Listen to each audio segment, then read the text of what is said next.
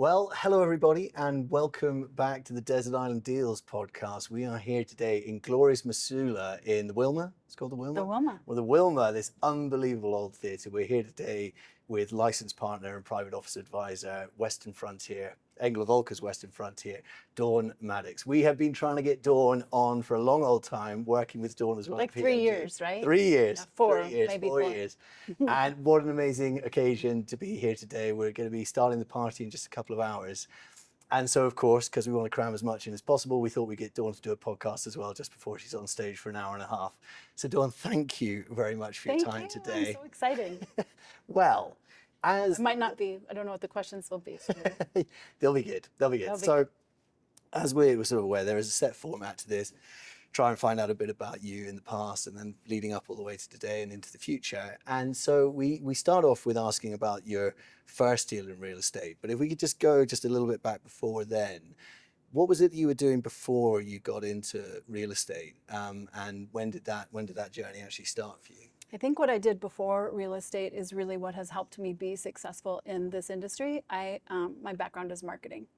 Okay. So I had a small marketing company. I handled just a handful of accounts and did all of their placement and creative. And then the market crashed, 2008. Market crashed.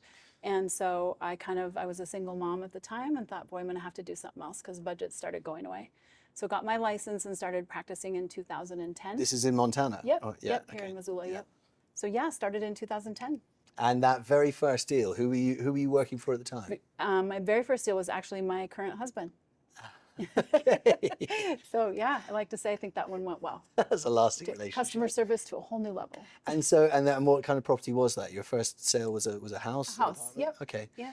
And when you're leading up to this issue, you're working for who at the time?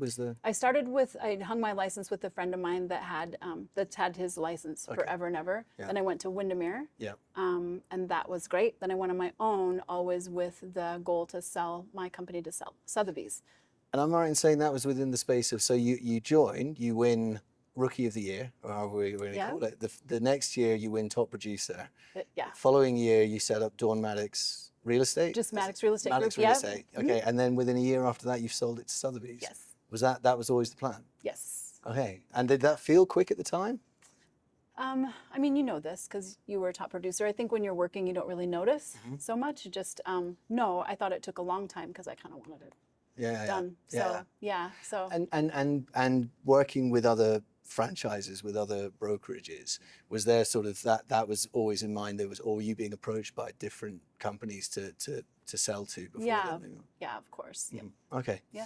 So you're selling this house. That was the first client that you had, is your now husband? Yeah. And was there much of a strategy about how you were going about finding clients or anything, or you just thought, I'm good at marketing, I know that I can put myself out there even without any experience, right? Because that's always the first hurdle of being a realtor, right? Is like, you have no experience, there's no way of putting a shine on that. Generate that business. I think I kind of had noticed before I got into the industry that there's a lot of amazing brokers, of course, that practice, but I think the industry had just come off that bubble prior to the crash. So I think maybe... Of course, yeah, you're in a tough market as well. Yeah, in a tough market. But I really looked at that as an opportunity, a learning curve opportunity. I think I remember, if these numbers are correct, I think when I started, or right before, during the bubble, we had about 800 agents in our MLS, and then when I started it was about 400. So about half of the agents had gone away, which I thought, what an opportunity to get in and learn and really embrace it. And so that's what I did. I think what I had noticed is maybe because of the bubble and then of course a crash, there wasn't a lot of marketing in real estate. There just really wasn't. I think there was kind of put it on MLS. There used to be newspaper, of course, but that was about it. Put a sign in the yard. And so I kind of knew coming into a tough market that I would need to go find those buyers. But marketing is my passion. Yeah. So I found that. And how's that evolved from, so for example, like London real estate, right? We take a lot of the lead from the US market about how you guys put yourself out there, particularly social media, video tours of properties and whatnot. When we're talking in 2009, what was the kind of the template then? Like I say, it's newspaper advertising. You doing your own photography, or was it? I mean, I think my first couple of deals, I probably did my own cell phone photography, which just now would just not be acceptable, right? Yeah. But I do think I kind of was one of the first brokers to really get into professional presentation, and I always knew I wanted to get into the luxury sector of the market. Yeah. Because quick math, and I'm not smart by any means, but you can do 4 $250,000 deals or $1 million deal for a quarter of the exposure and liability and work, quite frankly. Yeah. So I really focused on trying to get to that next level, which is what took me from, got me to Sotheby's and then eventually Engel Völkers, just always kind of stepping up to the next thing that had the most marketing. And that step from Sotheby's to Engel Völkers, that obviously you're at Engel Völkers now, continue to be. Yes. So was that progression of, in your mind, because you own a ton of shops, you've got a lot of realtors working underneath you. Was that the plan as well from that stage, or did that sort of just happen organically? I think that evolved as we went. I think that interestingly, I learned about Engel Völkers from a marketing brochure that Sotheby's had put out about where people go globally. Right. So there were a handful of brokerages that I've not heard of that are actually in the UK. Savills and Knight Frank. Knight Frank. So they commissioned the report, so of course they were number one on the report. But right below them was Engel Völkers. So I Googled it, saw that Anthony Hitt was the CEO at that time. I mean, he was a legend at Sotheby's just because of his production and success there. Saw that Paul Benson was a part of it. So, I mean, I saw that a lot of Sotheby's agents had made this move. Yep. So made a few calls and then had an opportunity and kind of jumped on it. And I think in terms of growth, it kind of did. I mean, that was always the plan, but I let it happen organically in terms of which markets were next. Because it would kind of be which top producer from that market wanted to join us, and then I would open that market. And going from, how many agents do you reckon you had when you first opened Engel Völkers? We had 3. 3. Yeah. And you're now at 120 something. 16 or 20. Yeah. So the way that you interact with agents are you still very much hands-on Yeah, I mean, we have an incredible support staff. I could not, produce what I produce and still be one-on-one all the time. We have an amazing support staff, but also the way that we're set up is each shop has a shop manager, and then there's a supervising broker for that area. So they really harbor those relationships and are always there for questions. But yes, as much as I can, I still am in contact with. I know everyone by name and face. And that's certainly handing out 275 different awards today. Yeah. And in terms of like where Western Frontier is at the moment, is there sort of a plan of further expansion from there, or is it just things falling in? Like, how did you go from that one shop to the shops you have now, and is that something that you keep planning towards? There's we're probably pretty close to being done in Western Montana in terms of where we go.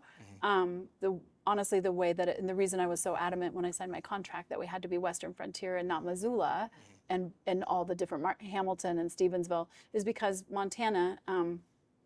We're pretty sparsely populated, and there's all these little towns in between. So I don't want to be labeled as a Polson shop and not be able to service St. Regis. Right. There's just it was important to me that we're labeled as Western Frontier, so that's been great. So in terms of Western Montana, I think we're probably done. I think I'm working on Maui right now. So. I did know you're working on Maui at the moment. And what's that going to look like? Is that somewhere you'll be very hands-on and out there on the ground? Yep. And then, so is there sort of a down season here around Missoula and Western Frontier that you can? Right now. Okay. I flew back to see you. Yes, of course you did. Why wouldn't you? That's right. This is the pinnacle of your career. That's right. Yeah.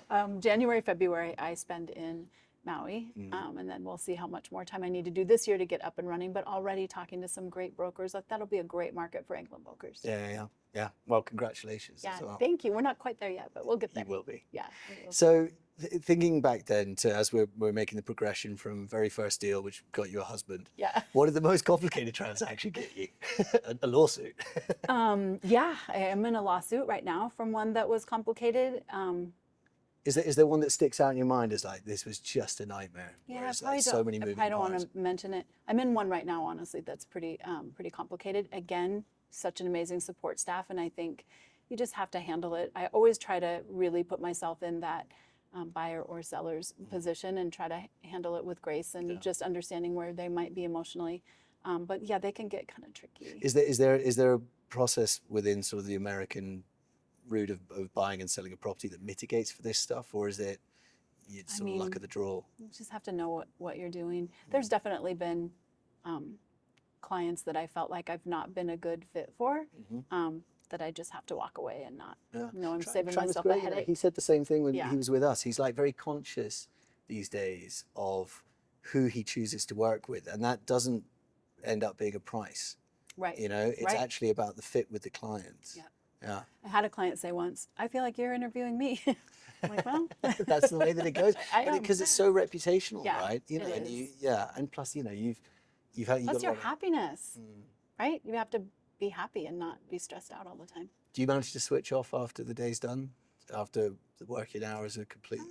I don't know. I mean, I feel like I'm always kind of thinking about something, but I do have so many things that bring me joy in my life that I try to kind of compartmentalize it. I mean, I remember, as I'm sure you do, when I first started, like I would lay awake at night. Just did I miss anything? Was there anything I should have done differently? And I still have kind of a little OCD ritual in my head the end of every day. I kind of go through the day and think like, could I have handled this better? What if I had done this? Or should I, and because I think then you learn from that. Yeah. So I close my eyes knowing I did my best that day, and that's probably brings me a lot of peace. That's one thing that I definitely, when I was a realtor, that stuck with me was, I think it's slightly different in the US. Like the reputation of realtors in the UK is not good. It's not great here. Really? No. So with the part of the issue with us is that everything's salaried. Well, it's less so now. It's getting more towards the brokerage sort of model. But because of the reputation, if something went wrong in a transaction, it was often like, well, that's because you're an estate agent, you're a realtor. And it was, I would take that stuff very personally. But being able to divide or separate like the work from the person, do you know what I mean? It's like things go wrong, right? Yeah. But if you're doing it with good intention and you know, and you're professional and all those things, it does help at the end of the day. But nonetheless, you can drive yourself crazy, right? Worrying about.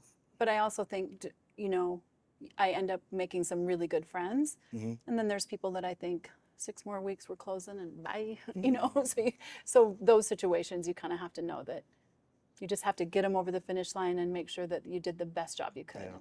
And so what does that look like, the best job? Because people, obviously, you're a hugely successful realtor and a face of not just the brokerage, but also probably the market itself, right? So when people are choosing to work with you, what are the things that you bring particularly? Like, so we feel you're much stronger in terms of the way you're marketing the property? Yeah, marketing. Yeah. Marketing is definitely our thing. I think too, just in terms of reputation, I'm a top producer in this market and in the state, and I think that definitely shows that we're working, very hard. Gives you a target on your back as well, right? 100%. And that's a motivating factor, staying ahead. I ignore it. Yeah. Whatever. So you have to. In the rear view mirror, yeah, you have to. People can be really mean, and just don't. It doesn't matter to me.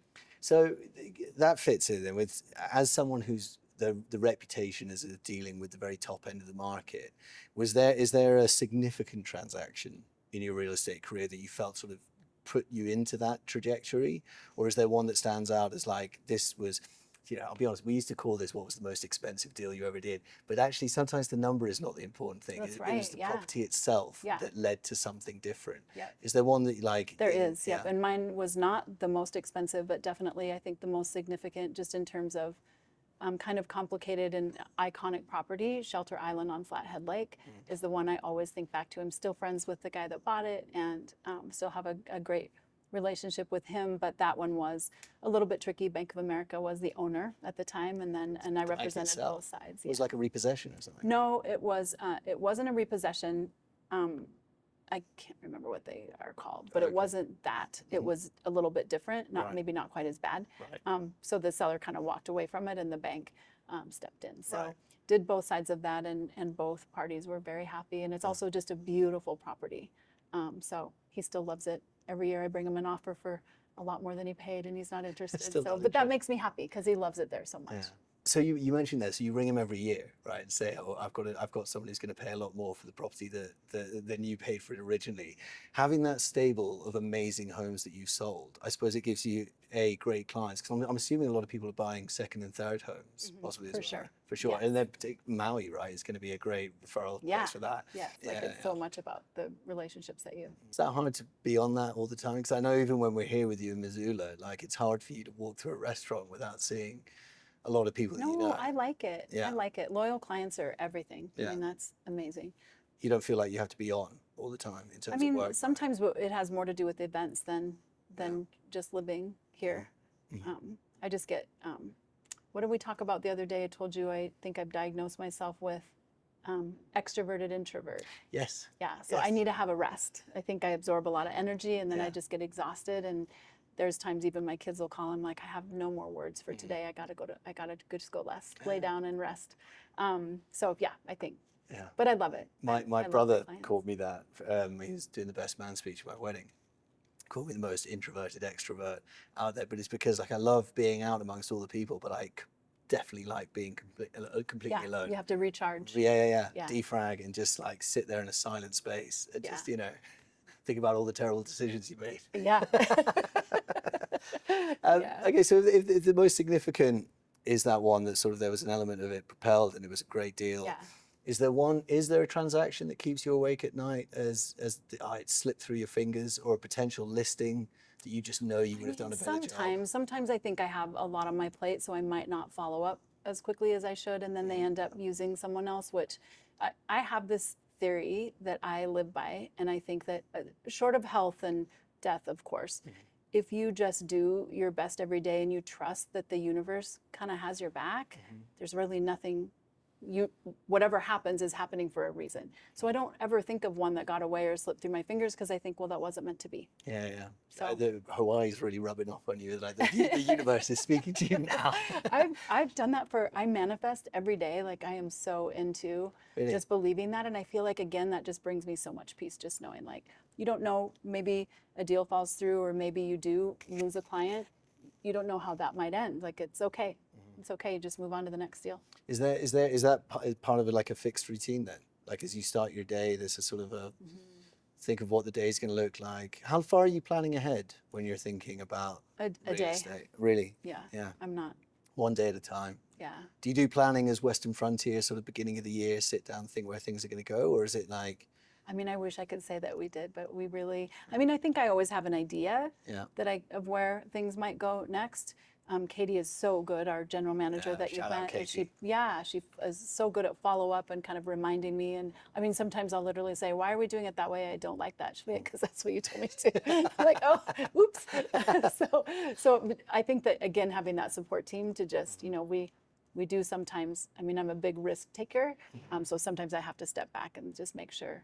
And when you are stepping back and you're taking a bit of time, do you get to take much time out in the year? You get a chance to, I mean, obviously going to Hawaii and whatnot, but now you've chosen to work there as well. Yeah. But when you're taking time out and you're trying to break away from it and just, being yourself, is there, what does that look like? I think I just love what I do, so I don't feel like I ever need to get away. Yeah. I really don't. I mean, maybe that's not right. No, but look, I have to say, like, it's a pretty common theme with the people we talk to. I mean, there's, everyone is high achieving, big business, a lot of stress and strain, like in what they're doing, but actually they enjoy it. They love it. And I think I would be so bored if I didn't have it to think about. If you love what you do, which you obviously do, loving what you do, is there one day that you could pick out as being the best day? As like the one, whether it was like you were recognized for something, or was it a certain achievement, or? I think there's so many, and I'm just so grateful for all of them. So no, there's not any one that stands out in particular, because I really am grateful. I feel like there's always, and sometimes they're not being rewarded or the biggest deal, or sometimes they're a small one, but the client meant a lot to you, and it means so much to them to get into that property. So no, I think I have so many, I couldn't name one. So then if there's not one that stands out as the best, is there a moment where you feel like it went from being a job in real estate to being absolute passion? Like, this is something that I love doing. I think that happened right away, again, just because I had such a marketing goal. So I really knew I had to get myself out there. Katie and I always laugh about, I had gone to an event, and ended up being a client later, but he said, "Oh my gosh, you're crushing it in real estate. I see your name everywhere." I literally hadn't sold anything. So I was like, "Yay, the marketing's working." Yeah. And I was like, "Yeah, great, thank you. It's a really expensive hobby right now, but but it ended up paying off." That is definitely a differentiating factor here in the US, is just the investment that goes into building your reputation, maintaining that, getting your face out there. I mean, that's that must be pretty significant, right? Yeah. As the year goes on. But it's also fun. Like Yeah. that's the fun part for me, and putting my properties at the forefront always. Are you, and I know you've got a big old following on social media. Was that a plan in its own right, or something that came pretty organically over time as well? I mean, I think some of the followers originally, I probably bought into one of those programs that you get some. Yeah. As time has gone on, I've been getting rid of those. Yeah. And watching it grow now organically has been a lot of fun. And you see the engagement go up, of course, when that happens. So yeah, I think I started out doing whatever I could to try to be, you know, a leader in that market. And as it's ended up, but now it's kind of organic. Now it's definitely organic. I'm not doing anything. And is that a big part of your pitch in a listing presentation, social media side of things? And No, it's part of it, but not really. I mean, I think the bigger pitch is just that, you know, I've got this whole support team that is helping us. I'm a top producer, and marketing is my jam. Like, you know, nobody's going to market the property like I will. yeah. And also, you've got the whole back catalogue of everything else that you sold that's you know, equivalent to it. You must come across, though, around here some pretty unique real estate transactions, right? So when you're out there pricing, you know, land and ranch, that sort of those, you know, where, I mean, have there been ones that have been difficult to figure out where they go place themselves in the market? I mean, because you're also pushing pricing, right? Yeah, I mean, you're I setting think a lot the of difficult records. thing is that a lot of people, of course, want more than what it's worth. But I feel like I navigate that pretty well, just in showing me, you know, data doesn't lie. So to be able to kind of go through that, and I don't think pricing is not rocket science. Do you work under an exclusive agreement when someone comes with you? Yes. And that's the only way you'll work. Yeah. Is it normal to have a joint instruction in the US with like No. multiple agencies? No, it's usually exclusive. Yeah. Yeah, okay, because you guys can put it on the MLS, right? And then everyone, okay. Yeah, then so, everyone has the opportunity to bring a buyer. So let's take you out of the world of real estate, okay? But you're as good as you are at whatever else it is that you choose to be as you are now. If you could be in any other career for 24 hours, what do you think that would look like? I think I would want to do it for more than 24 hours. Okay, Can we yeah, say as long like, as you like. let's say like 72 hours? 72 hours.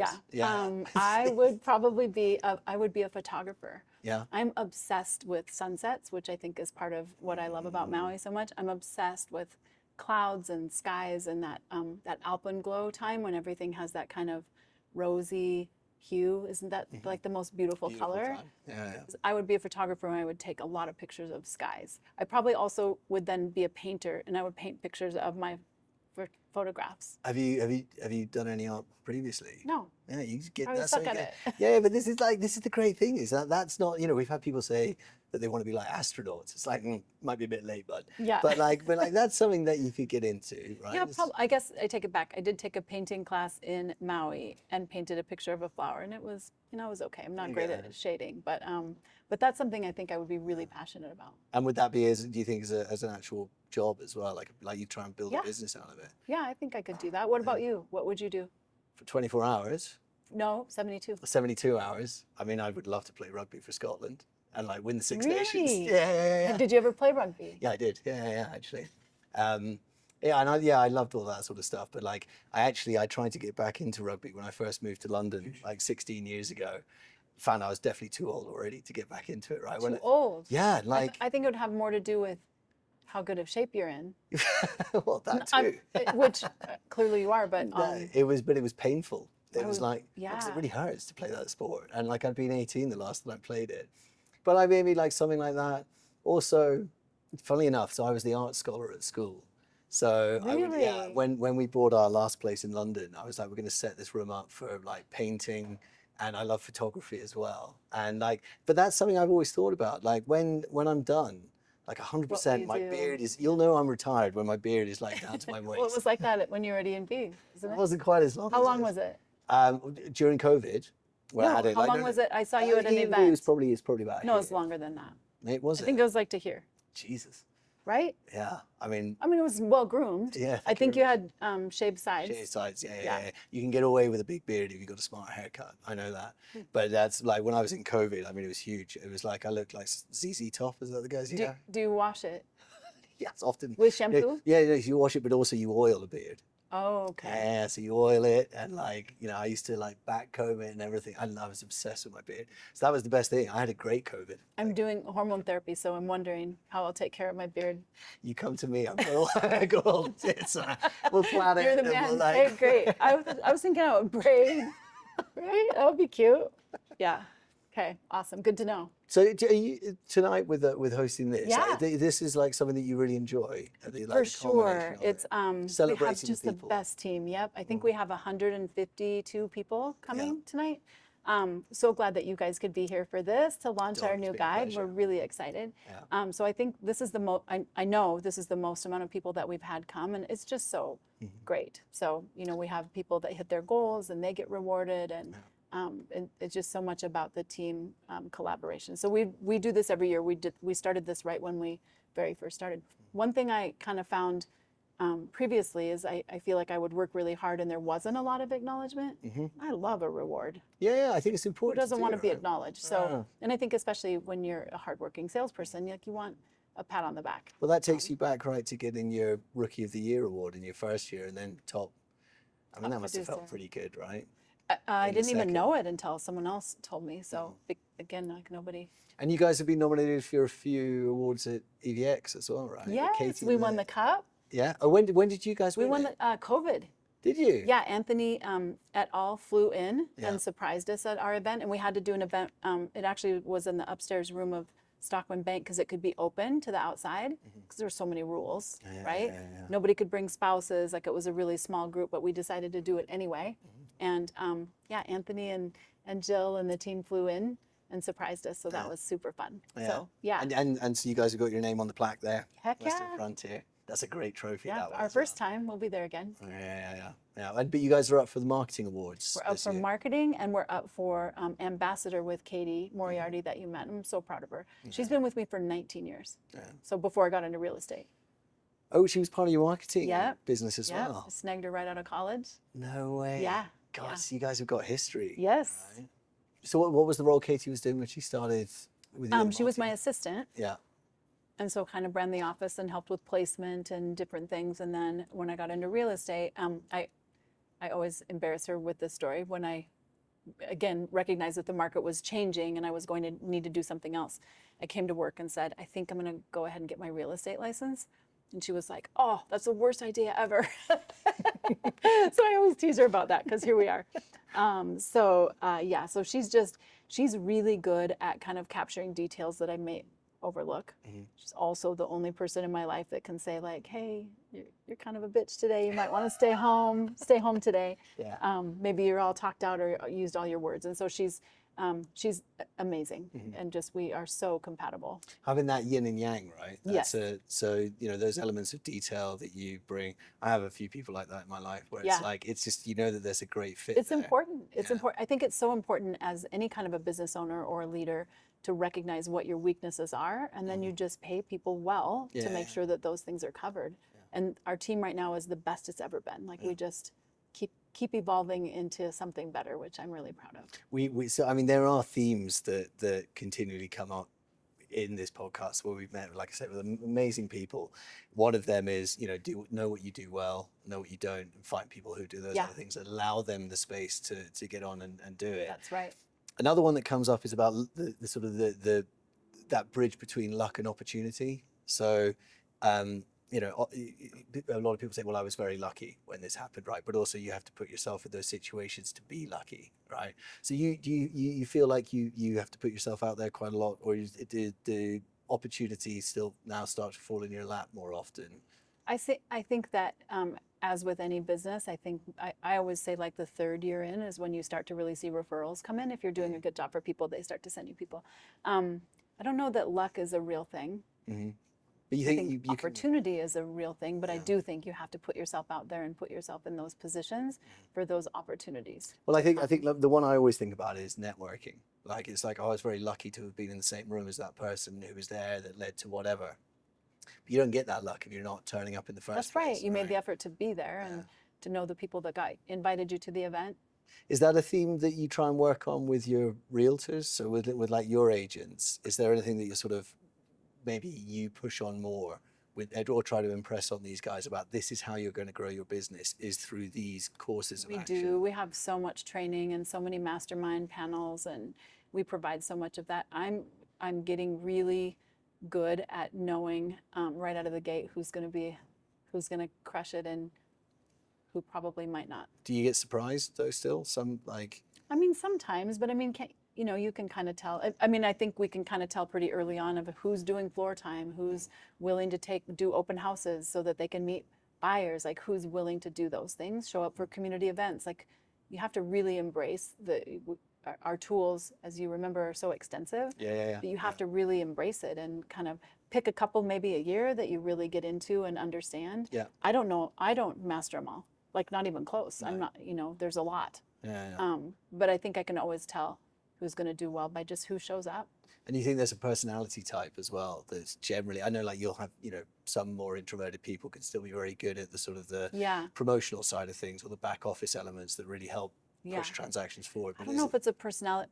I think motivation would be more of a characteristic, right? Yeah. Not necessarily a personality type. Yeah. So I think, to your point, I think you can see it in all different types of personalities if they're just willing to put in the time and based on their motivation. Anthony Hitt said the same thing when we were chatting to him. Like that's why it's consistently the same people at the top of the tree. Yeah. Right. And that is, putting in the hours. It's all the kind of the ugly stuff as well, right? Yeah, for it's sure. like that time served to get a deal done. And I think on commission, like, I kind of view it as like I wake up basically unemployed every day. All right. So you got to bust your ass. Get Like, there's no downtime. How's it been with the whole? There was the lawsuit with the buying agency fees here in the US. Has that been a tricky sort of path to navigate? I think it's been tricky because they've changed so many things and then changed it again, then changed it again, and then it morphed into this. And I mean, of course we follow all the laws and the mandates, but I keep my head down and just keep working. Mm-hmm. I think my level of I wouldn't take a listing if they weren't willing to pay a buyer's agent.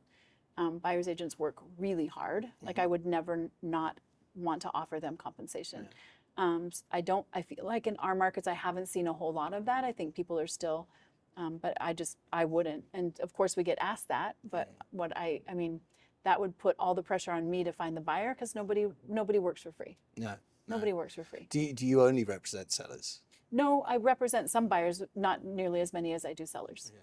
And you find buyers through properties you've already sold to them? Definitely. Yeah, we have a lot of buyers, but I have 4 buyer's agents right now. So all of the leads that I have that come in through Zillow and Realtor, and there's plenty of those, get all distributed to them. I really only represent buyers if they're friends, families, referrals, or buyers that come for my properties. And when you've got new agents starting with you, do they make a choice beforehand what they're going to do, represent sellers or buyers? No, most represent both. Okay. Yeah, most represent both. And is there one that's preferable to be involved in? I mean, when I first started, my very first managing broker said, he who has the most listings wins. And I think, like, COVID, we certainly saw that, right?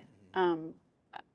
I think when you have the listings, you just organically get the buyers, and then it just kind of keeps growing from there. Yeah. So I remember thinking, is there a limit on how many listings that one might take? But there really isn't, because they all require different amounts of time. And again, with the support team, everybody's followed up with.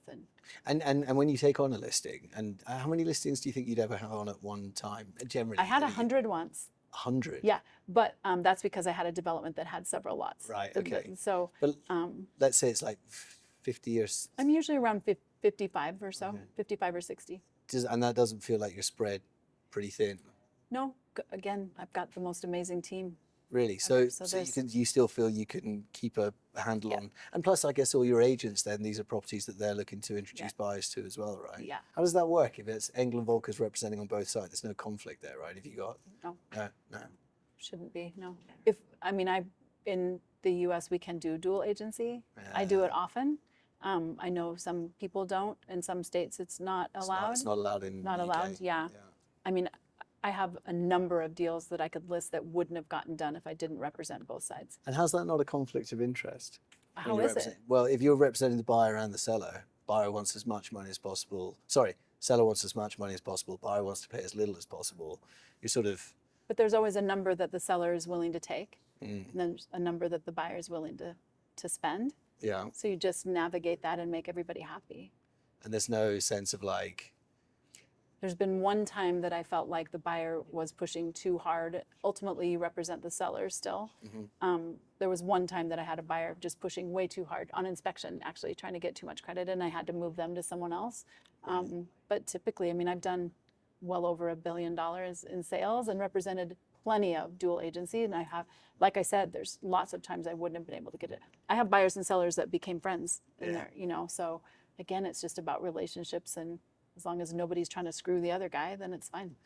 $1 billion, right? Is that a figure? It's a lot. It's a lot. It's a lot of real estate. It's a lot, especially in, you know, Montana. Yeah. Yeah, that's a lot. Is that a figure that you thought was completely unachievable when you first started? I never thought about it. I feel like I saw someone from one of the TV shows, one of the reality shows, talking about that, and I thought, $1 billion, good Lord, like that would be impossible. And then we added up one day, and I was just over. I mean, now it's well over, and I was like, oh my gosh, I'm amazing. But you are in a pretty rarefied space in terms of like, I know you've been named a lot as like one of the top realtors in the US. Yeah. Right. Yeah. It's just hard work, though. Yeah, you just go and support, the best support. And you think in a different market, like, I mean, how's pricing compared in Maui to Montana? Is that a more expensive market? Yes, for sure. So you do $1 billion next year. Yeah. Easily. Yeah. It is a different, I mean, even just in Montana, there's markets that do. I think our average home sale here is considerably less than a couple other markets. Like Whitefish is one of our markets in our Western Frontier. Those home sales are more expensive. Big Sky, Bozeman, those are a lot more than Missoula. Yeah. So it just all depends on kind of what's around you and where you're at. So some of our markets, they're still in the 400s. And do you ever get surprised by the fact that the appetite is, I know you're saying you love this, right? But then to be thinking about opening a whole new market in Maui, is that something you're like, where am I getting this like No, energy? It's so exciting. It's going to be so much fun. How many offices do you think how many shops in? Ultimately, probably 3. I think I'll start with, 1 and then build that, and then 2 and kind of Wailea area. Yeah. And then also kind of Lahaina, or I'm in Kanapali, like that area, Whalers Village. Have you been? I've not been. I can't wait for you to come. It's going to be a buyer and seller amazing. guide, Yes, so. yeah. That's right, we will. And then probably somewhere in the middle. So if Maui's starting off with 1, think to get 3, does that also have a number of agents in your mind as to what that would look like to service that market? And is there do you know how many agents are actively registered? I do. I just can't remember it. I suck at remembering numbers. Is that crazy? I can't remember. Team for this stuff. But is it several hundred? Is it? Yeah, it's a lot. It's a lot. And because there's a lot of money that moves through there. I mean, it's a resort market for sure. So yeah, there's a lot that moves through there. Right now, I have 2 solid people that I know are coming on board, and then, I try to be so selective in who we bring on so that I don't have headaches later. I mean, numerous times I brought on people, and even at the time, even if I was kind of like, sure as shit, it doesn't work. So I spoke at an Inman luxury event once, and the speaker right after me talked about if you have someone on your team that is not a good fit or a bad apple, so to speak, don't wait. Don't worry about attrition. Don't worry about what they're going to say when they leave. Don't worry, broom them. Yeah. And I mean, that's always hard to do. I don't like to lose anyone. Yeah. But there's certainly times that I should have done it sooner. Yeah. Yeah. Look, I mean, everyone learns along the road, right? Yeah.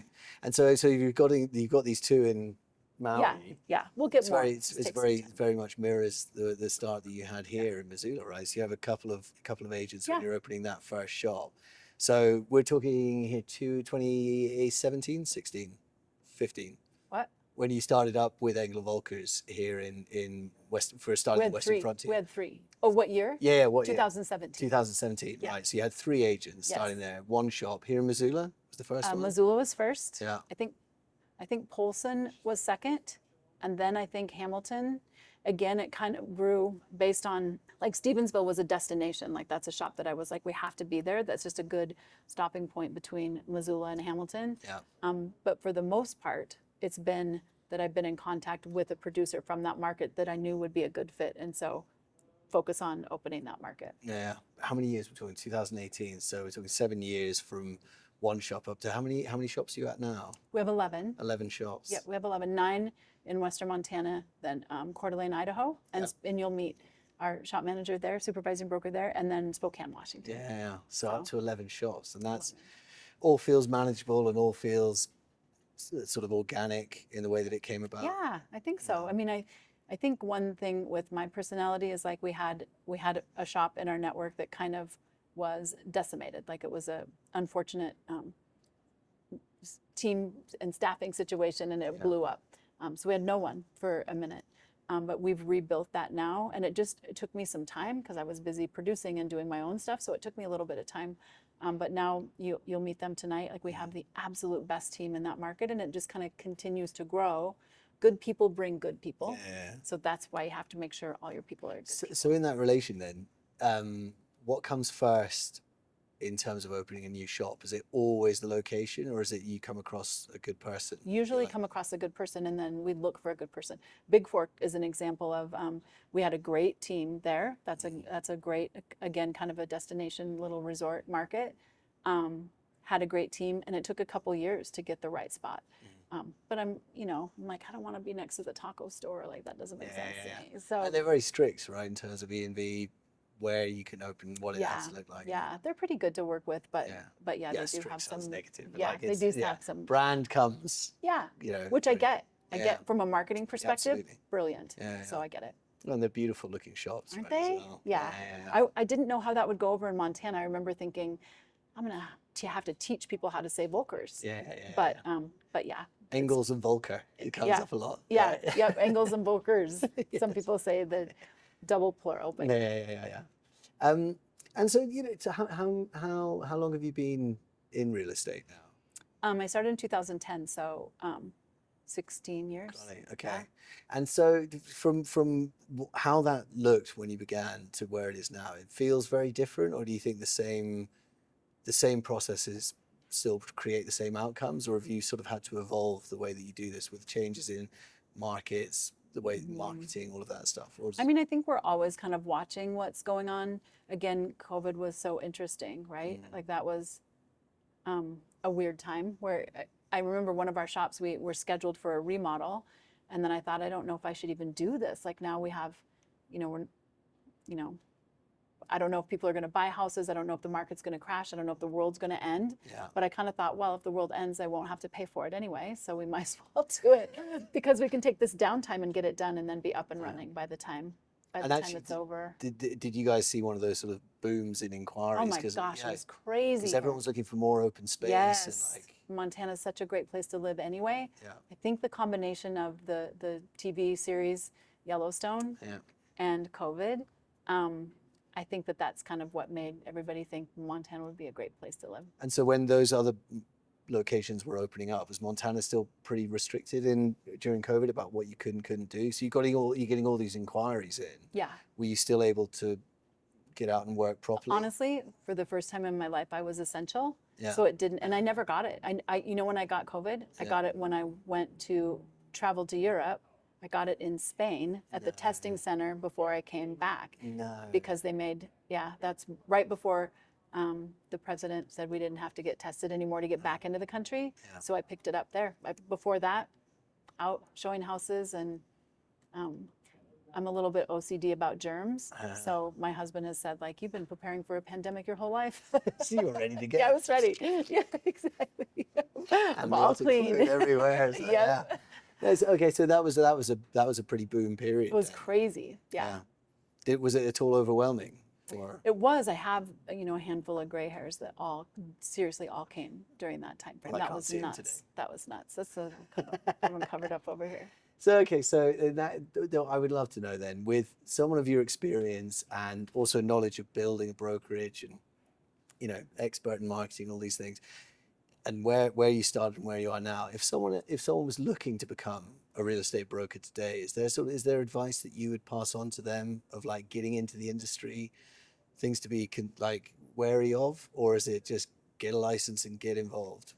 I think that you have to really kind of step back and take a look at what your reasons might be. I feel like oftentimes people will say, I I've got a kid at home and I want the freedom of my schedule and I want to be able to work when I want to. And it's the most money I've made, the hardest I've ever worked. Yeah. So I think that there's a misconception that you can kind of write your own schedule. You're at the mercy of what your buyers and sellers need. You know, I mean, I take phone calls at 9 o'clock at night if I have to, if I have a stressful situation and I know that they need, you know, something. I mean, I answer the phone. And is that something that you tell to new starters as a bit of a warning? Like, Yeah. hey, I don't know that they fully always understand it. Yeah. But yes. Yeah. And it's always clear that those who are willing to do open houses on the weekends are always going to do better. And sit floor time. And I mean, gosh, we had a $4+ million walk-in, you know, the other day. Like, but you got to be there. And you could sit there for hours and months and days before you ever get one. But when you do, how worth it is that? And never judging a book by its cover as well. That was like, I found that in London a lot. People coming into the office. Yeah. And he's like, well, they don't look like they're up to much. And then it turns out they own half of Kensington. Yeah. You know what I mean? You never know. Well, especially in Montana, because ranchers don't care about the way they look, right? Yeah. I learned that when I worked at Nordstrom. I remember there was, we'd kind of take turns, you know, with people walking in who would help them. And there was a gal that walked in and nobody else wanted her. She was a little grungy and a little dirty, and ends up she was that way because she had just flown over on her private plane from Alaska. She owned a nursery there. She had to pick out an outfit for an event she had coming up that weekend. Right. Ended up being one of my best private clients. Would send her clothes. She bought them all. So you'd never know. You never know. You know, and so someone who's starting out, do you think the social media element is an important one? Right? I think it is. I don't think it's the most important one, but I think it's definitely a player. I think now everybody's vying for that position, and I think people have just gotten so scroll ready. So you have to have the right music. You have to have something that captures in the beginning. So there's all these things that I'm getting a little too old for, but we have a great marketing director. Yes. So she does that. And what's the general advice when you're training agents about how to win instructions? Is there a process that you guys try and map out, or is it just be out there? It's like... No, we have a really extensive training program through Engel Völkers. Yep. They have a great training program for new agents, but then also internally we have a great system for training. It's important. And they should all come and work for Engel Völkers Western Frontier. They should, if they're good enough. Do you take on new like brand We don't new? seek them out, but if it's someone that we know will be amazing, or they're related to someone already in the brokerage and they wanna, and we think that they'll be good, yes, but we don't seek them. I don't take lunches to the licensing classes and try to seek out rookies, but we'll take them if we. And are you guys headhunting, or is it more people coming to you? I think we're always on the lookout. We're always recruiting. Everybody's recruiting right now. So 80% of our recruiting efforts is internal. Really? 100%. Okay. Got to take care of people. Yeah. Well, it by all accounts, it's working out very well. Yeah, so, it is. I mean, you lose a few along the way. Yeah. But again, when you embrace the fact that things work out the way they're supposed to, Yeah. Well, I look forward to seeing all of the success being celebrated on stage this will be fun. But I have a couple of questions for you. You ask away. I'm an open book. Okay. Well, we'll see about that. Yeah. You mentioned no comment. You mentioned you went to boarding school. Where? Yeah. Where? Scotland. Scotland. Yeah, okay. in Perthshire, because my dad was in the army, so we lived abroad most of my life. So I was born in Germany. Spent a long time living in Kenya when I was younger. So Scotland was always where I'd go back. So I started boarding school at 9, and then went to senior school, boarding school at 13 to 18, and then off to university from there. Yeah. Okay. But I loved it. Great. And was it a religious boarding school? No. I mean, you go to chapel. You get dressed up in your little kilts and tiny sporrans, and off you go and sing hymns and 295, I vow to thee, my country. So kind of a little bit religious. Yeah, I mean, there was religious undertones. And actually, God, we did used to pray at night as well. God, they really slipped it under the radar. I didn't notice. Do you pray now? No. What do you think happens when you die? I think that you transfer back into the ground. Like your energy goes and off you go, become a tree. So you don't think there's a soul? Yeah, I think there's consciousness. I don't think there's I think the soul of a person and the consciousness around them as well. It's sort of something that's combined together. But no, I don't think there's anything beyond naturally occurring energy within the body. So you grew up in Scotland, which is so old and so haunted, and you don't believe in ghosts? No. Really? No, but I mean, also like, I suffer from a lack of, obviously from being boarding school, of like empathy or like anything, understanding of anything outside of my own world. So like time to believe in the supernatural or anything being outside of my own control, I just don't really have much time for. So that's atheist. I'm agnostic.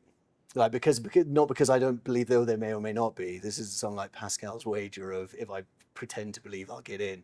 I'm just like, I don't know, and no one knows, right? That's also the answer. I'm so happy to hear someone else say that. I've always said it. I don't know, and I'm so comfortable not knowing. Yeah. Well, nobody knows. Nobody knows. Nobody knows. Even if they believe, they're just Yeah. believing. Yeah. Like, and that's fine to believe whatever you may. Yeah. But no one knows, and I think it's, and I don't want to invest my hopes and dreams in like somebody else's something later. benevolence. Well, or even just like this idea that somebody else is going to take care of everything for me, and I know, religious people still have drive and motivation, but it strikes me as odd to put your eggs in someone else's basket. Don't you think, though, that belief or faith, power of positive thinking, manifestation, it's all the same. Yeah. You're just labeled differently. Yeah, but I would put that into myself or the people I work with or my friends. Have belief and faith in them, in doing the right thing and doing the good thing. But I think like if I've got to be honest. I say this to my kids, like you can understand religion, but like don't depend on it. Yeah. And I think, Or if you decide you want to, that's fine too. But you do your research, and that's what Yeah. I tell my kids. Like, Yeah. you can believe whatever you want to, but it's also okay not to know. Yeah. Yeah. I mean, these are like ancient books Yeah. written by, people that maybe had like some pretty extreme views. And people's yeah, key. yeah, exactly. And so, it's hard for me because I am quite pessimistic about, things like I say, outside of my control. And Yeah. so like it's tricky for me to think about that as anything else other than, opinion. So if you did believe in reincarnation, what would you want to come back as? Oh, definitely a stag, red deer, rutting season. Really? Huge head of huge antlers on me. I got to tell you this, right? We can talk about Particularly tattoos. in rutting season. Rutting. Yeah. Oh, you're I do a very good. You are a dirty dog. I'm not like that. I'm talking about taking on the other guys. No. So I do. Yeah. Not in that. No, so I do a very good roar, right? Because when I used to Got work it. as a deer stalker, Okay, got bringing the stag down the hill. Right, so like these things would come down and they'd be filling their antlers with heather, and like they just look like they're having so much fun. But then they fight. Someone dies in that. Well, they right? so that's why you tend to have to cull ones with weird, funny antlers because they have a Oh. fighting advantage. So we call them switch tops when they have just one long sword coming out of each side of their head, because that's a real terrible thing to they will just kill other stag. But when they've got crowns on the top like that, they sort of just do puncture wounds rather than got like it. spearing them. Yeah, versus a long one. Yeah. Have you ever been in a fight, a physical fight? No. And with no intention to. at Have any you ever stage. been punched in the face? Yes. It hurts, doesn't it? Yeah, but I was playing sport. And yeah. You probably had it coming. Yeah, I was also like sort of a horrible little shit. So like, yeah, I used to upset a lot of people. In rugby, there's a position called scrum half, and I can't think of what the equivalent of that would be in American football. But like, there's room for a little guy, right? And Yeah. so like, I was always behind all these very burly, bearded men. Who were the forwards, and then there was me between the sort of the silky backs, and I would just be a little loudmouth.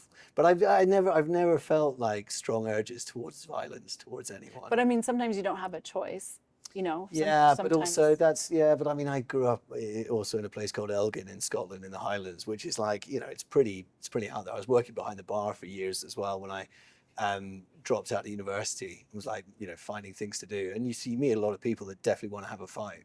But you can talk your way out of most Well, things. you probably can because you're can. so funny. You probably joke your way out of it. Yeah, well, that I did. Humor is actually that's a boarding school trait of like, Really? yeah, because like, if you're not looking to get into a confrontation with someone, either mocking them in a way that's like humiliating, it's like, well, I'll not mess with him again, because no one actually really wants to like fight with each other. So if you've got a bit of like an acerbic tongue, you can chop people down quite quickly, and you can also diffuse situations by making people laugh, and. Yeah, I've never suffered like a lack of confidence in that stuff. So yeah, even from a very small age, like very, very young age, that was my thing. And you think that's a boarding school trait? I think it's a trait that was enhanced for me at school. Do you have siblings? Yeah, one older, one younger, boys. So you're in the middle. I'm in the middle. Yeah, middle child syndrome. Middle child syndrome, yeah. How much older and how much younger?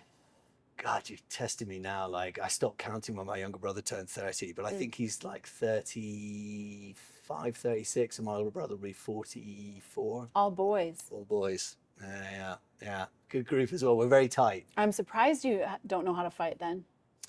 Do you know what we were like? Actually, that is true. I had, like, my little brother hit me in the face once, and I thoroughly deserved it.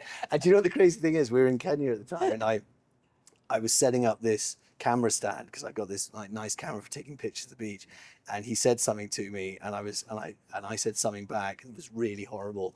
And as he went to hit me in the face, I went to pull the camera stand down, and both my thumbs got locked in on either side.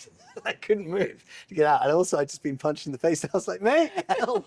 So he would stall me off, and I was stuck there with these hands stuck in. Yeah, it's rough. That's karma. That's immediate karma. Immediate. And now karma is actually a thing that I'm like, I think if you can.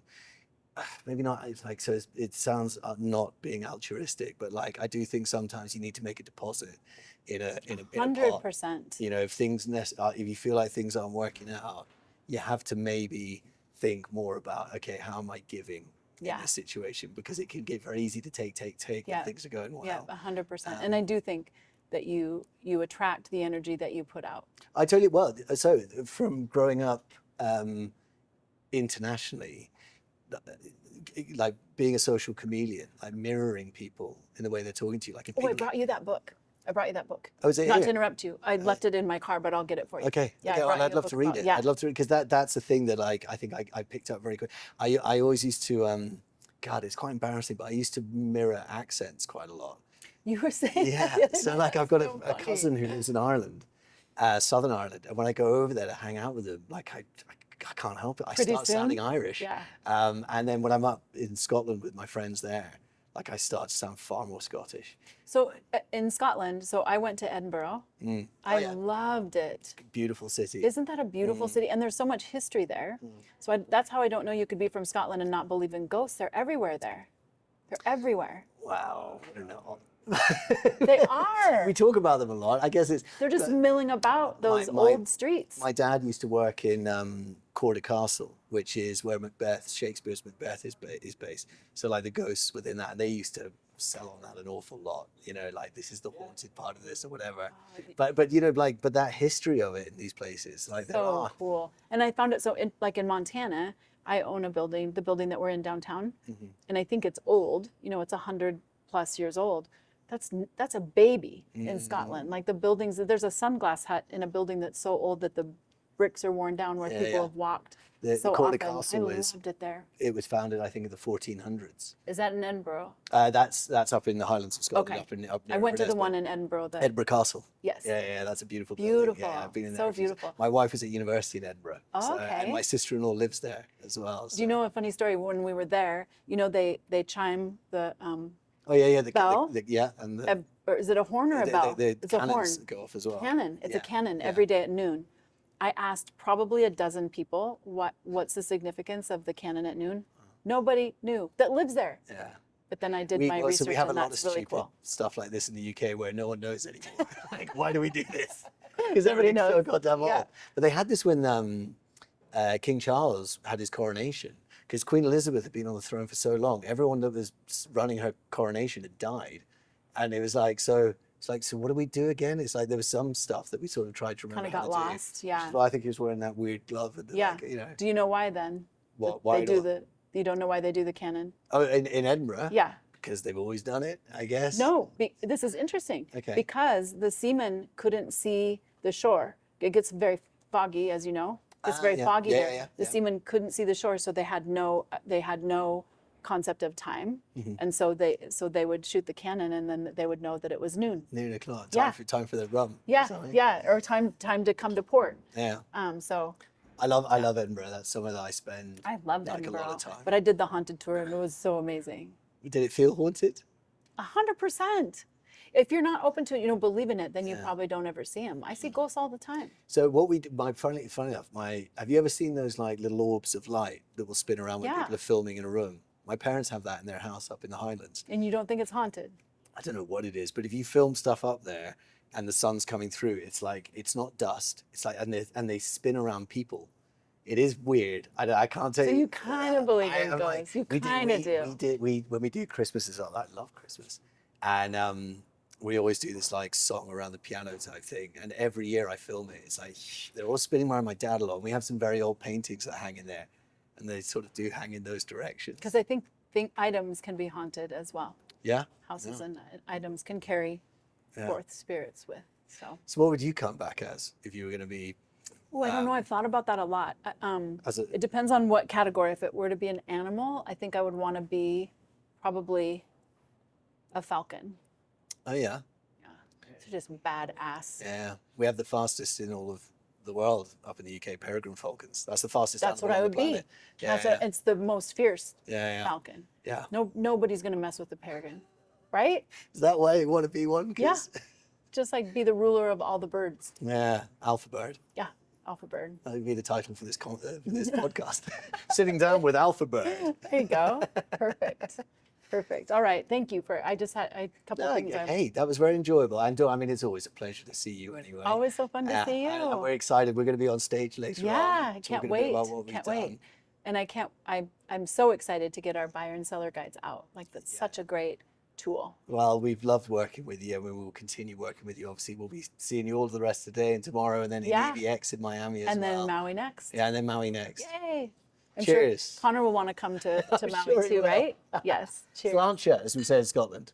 What? Slantia. What? That means cheers. Oh, In cheers. Slantia. I just say cheers. Cheers. Say it in Montana. Yeah.